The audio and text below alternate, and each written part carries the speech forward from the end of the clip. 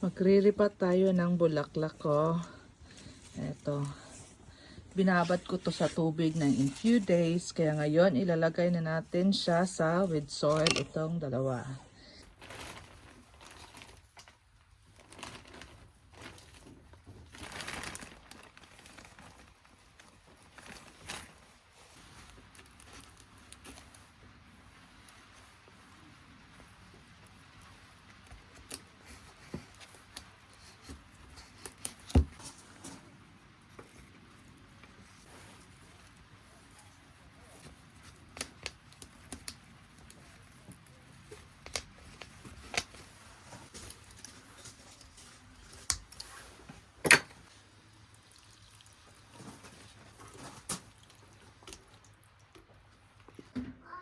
Ito na yung bagong repot natin na napakaganda.